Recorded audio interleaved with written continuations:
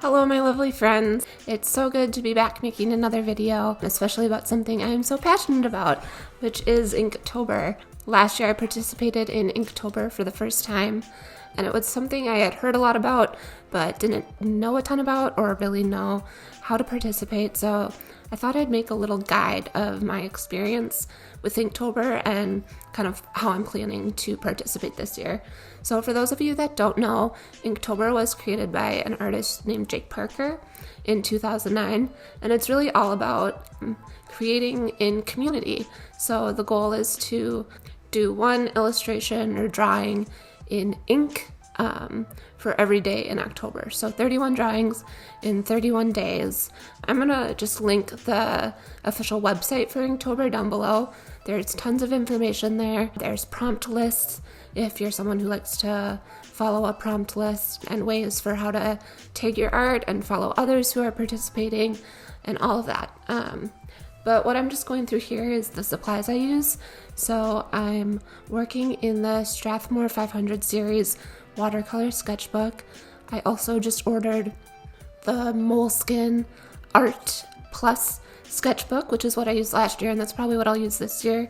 I prefer anything with thicker weight that kind of sucks up the ink because it prevents smudging with the ink. So this first pen I showed you here is just microns. I'm sure many of you are familiar with those, and I use all sizes of microns in my work, but particularly right now I'm really digging the Pentel Hybrid Technica pens. I was watching a vlog with Fran on YouTube here, and she was testing out pens and was using the Pentel Hybrid Technica, and those are pens that I loved in college for writing with, and so I was like, gosh, I loved those pens. I should really order some and bring them back. And so I did, and I actually have really been enjoying them. It's great for detail work. I also love this Tombow calligraphy pen. It's great if you like getting a variance in your stroke width, and it's also really good for filling stuff in. And then, of course, there's the Muji pens. I just have the 0.7 gel pen. It's honestly not my go-to, but I do like it. It glides really nicely. I also am obsessed with this fountain pen. I will try to link it below. As someone who has a history of calligraphy, this is such a convenient way to get that dip pen effect without the mess. And I particularly really like this specific fountain pen for straight lines.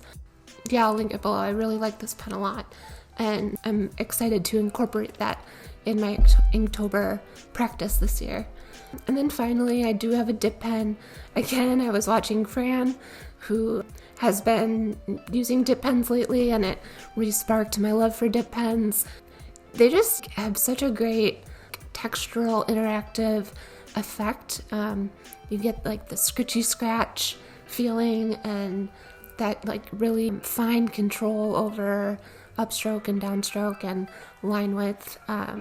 So yeah, again, I'm really excited to kind of reincorporate that back into my work this year. It's been a long time since I've used dip pens. Now here I'm just checking to see that everything dried. I was working on thinner paper with these pens earlier, and a lot of the gel type pens were taking a long time to dry. So again, just a reminder to maybe use a thicker weight paper. I do think that works best. I'm just gonna kind of jump into a quick illustration here to show how I use some of these pens. Again, these Hybrid Technicas, this is the 0.5 size, so kind of the in-between size. And this is what I love using for laying down my sketch. It's just the perfect size for me, which is going to be different for everyone. This drawing is just based off of a Pinterest image of a messy bed. We're moving soon, and I bought this just like incredible gingham linen bedding that I am so excited about, and I could use it now, but I'm saving it for when we move. So it's just been like in the back of my head for a long time, and I'm just obsessed with it. So that kind of gets incorporated into this drawing. A big lesson I learned with Inktober last year was to not have fear of ink. I'm someone who was always really afraid of making the wrong mark and not being able to erase it or take it back. And, then does that destroy the whole illustration? And since then, my style has changed a lot, but I've also just learned, like, the forgiveness of overlapping a line that in reality should not be overlapping, and sort of relinquishing control of, like things don't need to exist in perfect planes of existence. Like, the beauty of me illustrating in my style with my art is that my reality can look however I want it to look. So it's okay for things to be like nonsensical or misplaced or out of proportion or all of those things. Like, it can be as messy as I choose for it to be, and you'll see that kind of coming into play with this drawing. Things just aren't perfect, and that's what I love about it, and that's what I'm leaning into more and more with my illustration work, and even just my artwork in general. So I think that's all really valuable. I learned so much doing Inktober last year. Here you'll see I'll go in with this Tombow pen that I like for filling a space. I don't know, it's kind of funny because I talked about these pens and now I'm looking at this thinking, like, gee, I should just invest in some Sharpies. A lot of times my filler pens get dried out, whether it's my larger Micron or this, the Tombow pen that I used. So maybe Sharpie is my answer. I really love large filled in spaces of black in my illustration work. So those filler pens are important to me.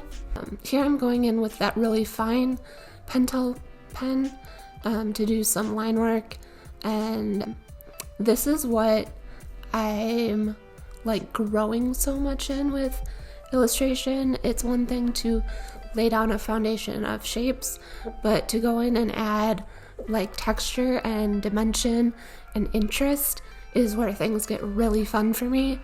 So like adding in this kind of ginghamy plaid situation was like that's just what I'm living for right now. It's so fun to just change something to be more intriguing. I don't know if that makes sense or if I'm just like babbling now, but I love adding lines and depth to a situation. So here I'm gonna jump in with that fountain pen. I honestly could have done this whole thing in the fountain pen, and I probably really would have loved it. Yeah, I like this fountain pen a lot, but like I said, I really like it especially for straight lines. Here I'm trying to like draw in a radiator situation, which ended up being kind of really wimpy and vague and non-specific because I didn't feel like pulling up an image of one, so it's kind of what my head thinks it looks like, and that's fine.